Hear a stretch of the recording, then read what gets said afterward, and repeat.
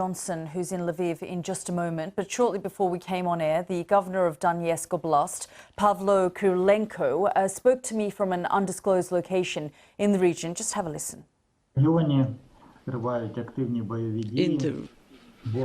There are active military action in the region. The enemy is advancing in the northern direction of the region, near the Kharkiv region, Luhansk direction. In the Luhansk community, there is active military action. The enemy is trying to advance, having captured Liman, wants to move to the position for further attacks to Slavyansk and Kramatorsk.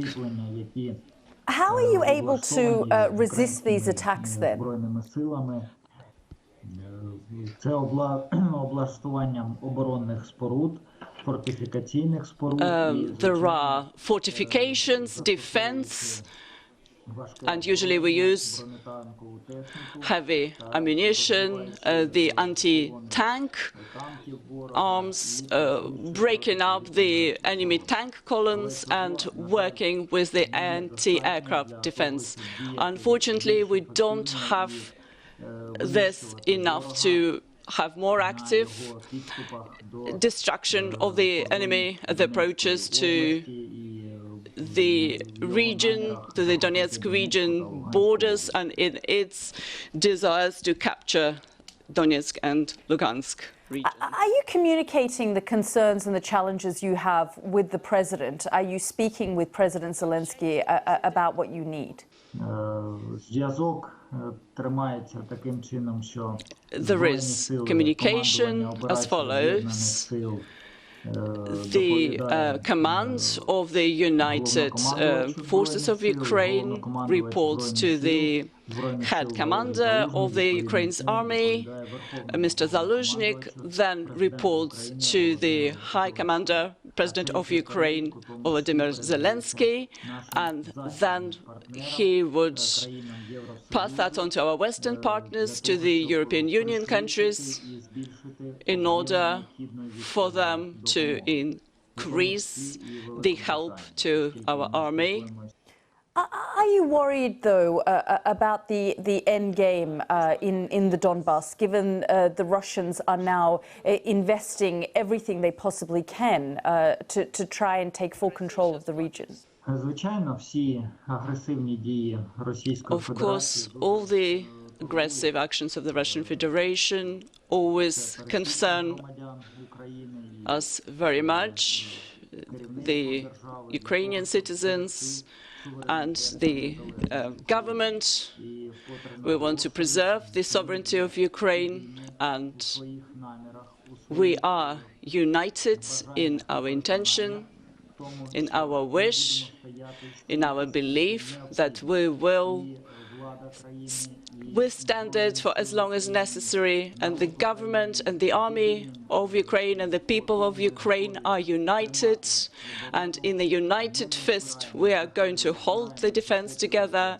We are not going to capture any other territory of any country, but we are prepared to stand until victory, as long as necessary. And I shall repeat, defending every centimeter of our land, our sovereignty, our independence of our country, of Ukraine. We're seeing in Mariupol as the Azov battalion fighting alongside the Ukrainian military. Have you got an equivalent there in the Donbass, a militia group or a separate group that's supporting you in the fight? Everyone in the Ukraine's armed forces are functioning in such a way that all the volunteer battalions since 2014 are a part of the Ukraine's army. And just briefly, I have one last question. I mean, if the Russians do take over the Donbass region, are you willing to live under Russian occupation there? Or will you continue some kind of insurgency? Ми навіть не розглядаємо цього варіанту, але We are not even considering this option себе проявили in the same way as the Ukrainian defenders have shown in the Ukrainian army. єдиний народ. And all of the Ukrainian people are united, and it demonstrates that we're not planning and are not going to live under the occupation, under the occupation authorities, and collaborate with them. We will do everything we can to destroy the enemy and not allow the enemy to move through to the territory of Ukraine. We'll do everything we can, even though their army is bigger than ours. Still, Ukraine is a European country which is free and independent, and we will fight until victory for its integrity and until showing that Ukraine is united. That was the governor of Donetsk Oblast, Pavlo Kyrylenko, speaking to me there a little earlier. Let's go straight